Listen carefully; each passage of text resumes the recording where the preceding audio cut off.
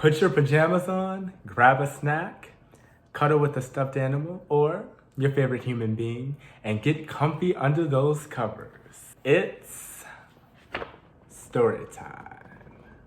Don don ding ding, don ding ding don don, don don don ding ding, ding don don, don don don ding ding, don ding ding don don, don don don ding ding, don don, don don don ding ding, don ding ding don don, don don don ding ding, don don, don don ding ding, don ding ding don don, don don don ding ding, don don.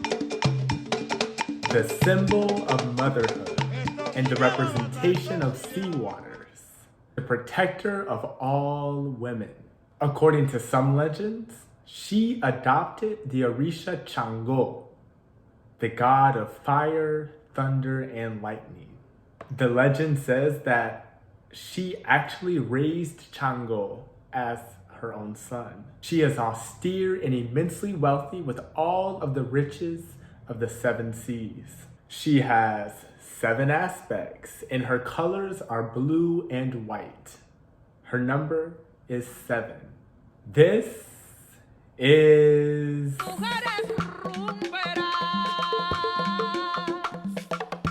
Yemayá. Yemayá is the ruler of the seas, the lakes, and of all, because she is the mother of all. Yemayá's name actually comes from the Yoruba phrase, and forgive my pronunciation, Ye Omo Eha.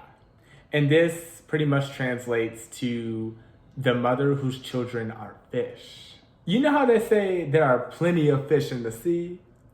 Well, Yemayá has many children. The connection between motherhood and the sea is that life started in the sea, in water. Even as embryos, we spend the first few months of our lives swimming inside of our mother's wombs. Okay, that's not the best visual image, but you get the point. From just a fish, we become fully formed human babies. Yemayá is the seed of all life, and she is paired with Orisha Olokun, who we learned about in the previous episode. Remember, that was the original river goddess. Within the context of Yoruba land in Nigeria, West Africa, Yemayá is known as Yemonha, the deity of the Ogun River. And the Ogun River was the largest river in ancient Yoruba. This river was the largest and most powerful body of water. The legend actually says that the river spawned life itself.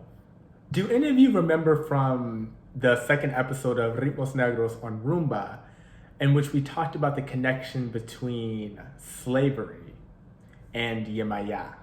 I'm going to tell you guys a short story. As Africans of the Ifa religion came into contact with the ocean due to their forced migration to the New World, Yemayá's waters became extremely dangerous. This was due to Yemayá's anger, as her children were quite literally being taken from their homeland. However, Yemayá decided to stay with her children and journey with them to the New World in these different diasporic regions. This is why Yemayá is one of the most prominent and worshipped deities in the New World, especially in the context of Cuba. However, some of her children lost connection to the Yoruba religion and to Yemayá due to forced evangelism. All right, let's get into Yemayá's origin story.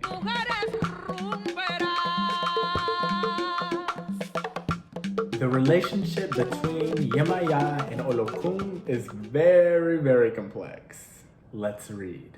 From Olokun, chained at the bottom of the sea, emanated the Orisha Yemayá, who symbolizes the 7 seas and all ocean waters.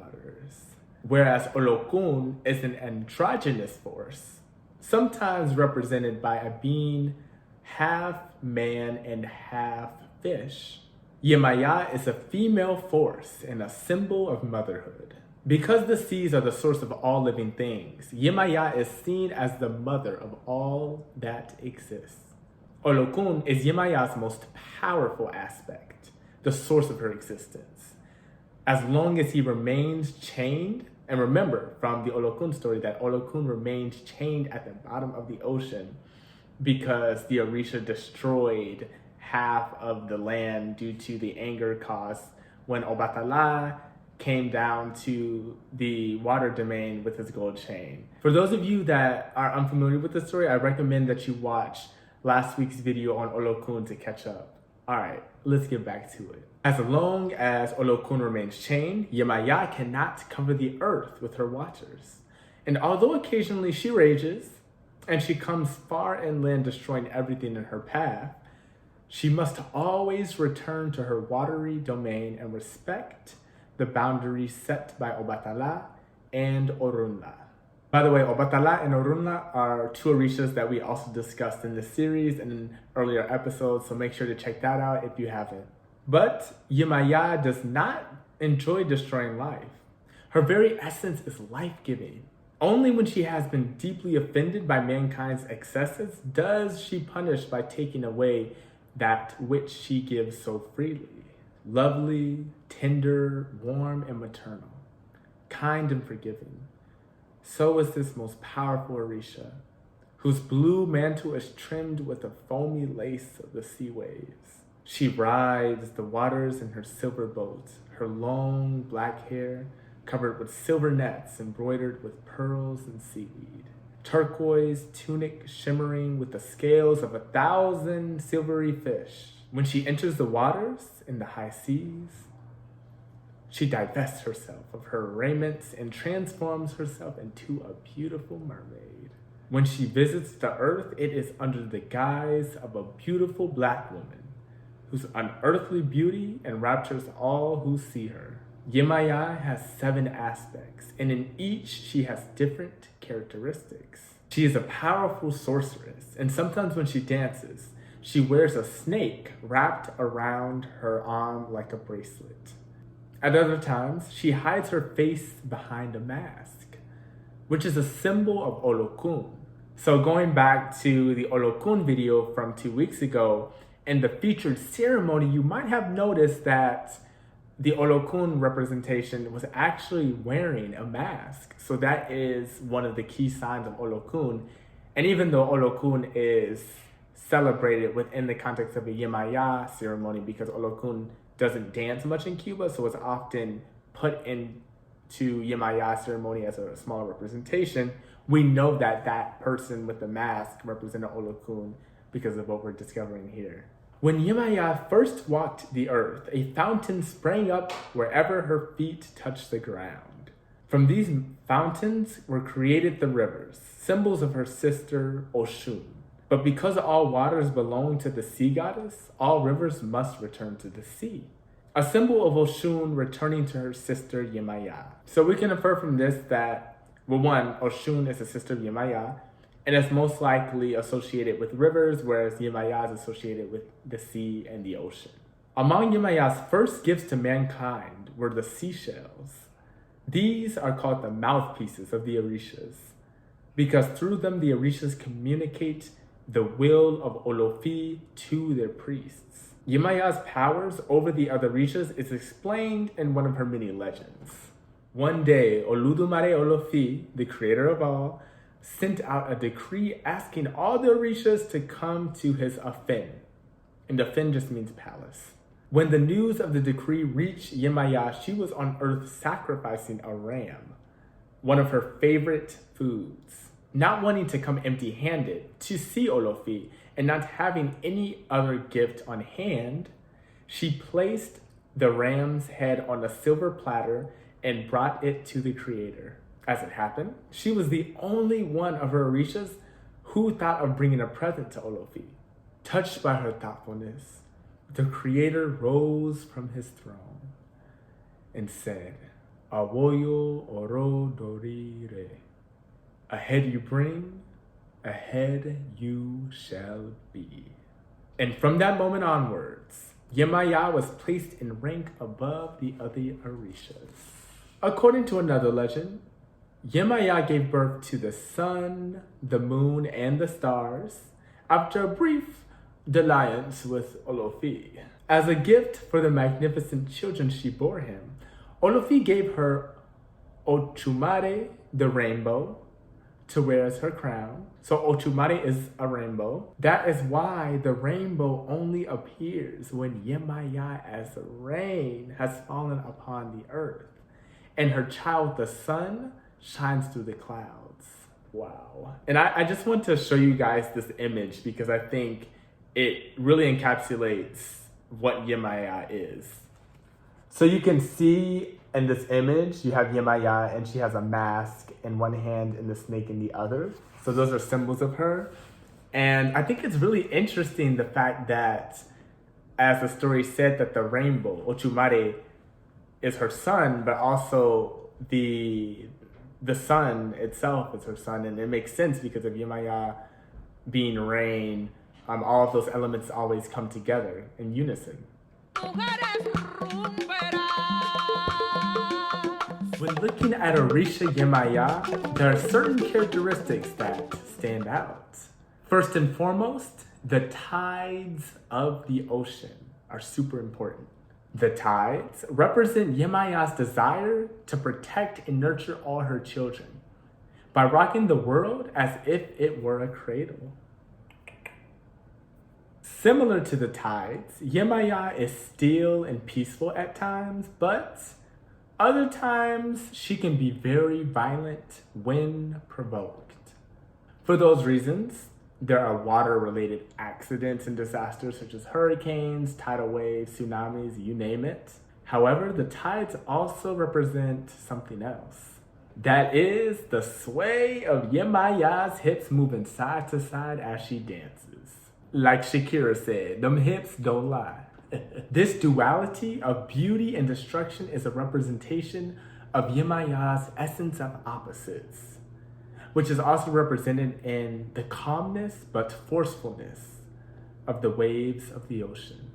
Within the Afro-Cuban Santeria tradition, and for those of you that don't know, here's a quick reminder, Santeria fuses Catholicism with traditional Yoruba beliefs because it is a syncretist religion, combining the two. And what happened was that during colonialism, many enslaved peoples actually paired their Yoruba Orisha gods with Catholic saints in order to disguise the African gods from the slave masters. So Yemayá is actually paired with the Virgin Mary, and here's why. Virgin Mary was recognized by early Christians as the mother goddess, so it makes sense that she would be paired with Orisha Yemayá. As mentioned before, Yemayá's colors are blue and white. Worshippers would often wear a necklace with clear and blue beads, as well as a blue dress with 7 layers representing the 7 seas. Traditionally, Yemayá wears a long flowing dress, cinched by a wide belt, with a full skirt made of blue and white ruffles. These ruffles represent the waves of the ocean. Everything that comes from the sea is Yemayá's. In fact, her ache, and remember the word ache simply means energy, and it's really associated with Oludumare as the creator of all and the creator of ache. Yemayá's ache comes to us through rocks and seashells from the sea.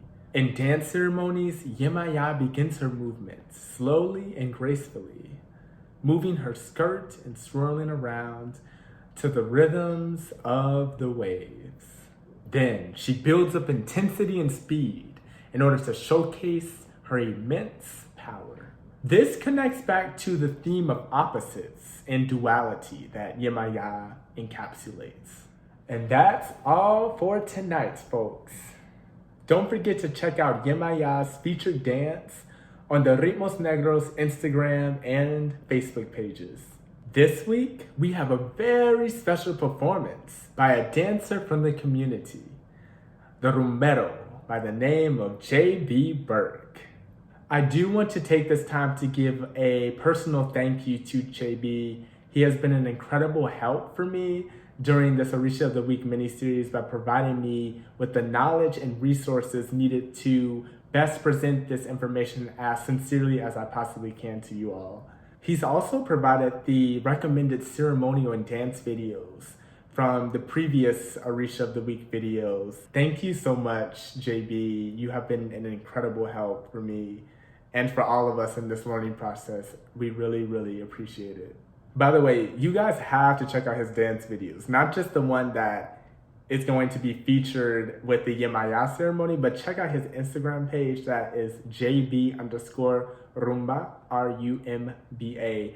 He will blow your mind. He is amazing, so talented. As always, if you've enjoyed this video and the podcast content so far, please rate, subscribe, and comment on all podcast apps. I cannot stress again how thankful and grateful I am to be able to share this work with you all through this platform and learn from you all, because it really is, as I always say, a group effort, and it really just warms my heart to know that we are really spreading this beautiful message of the African diaspora, reaching people and getting this stuff out, because it is so, so important to identity, to history, to the truth. And I'm lucky to be able to be a part of this journey. Take care, have a good night, and please join me on this journey next time as we unveil the secrets of the messenger god, the owner of the crossroads. You know, the trickster always causing trouble. Orisha Elegguá. Ciao, ciao for now.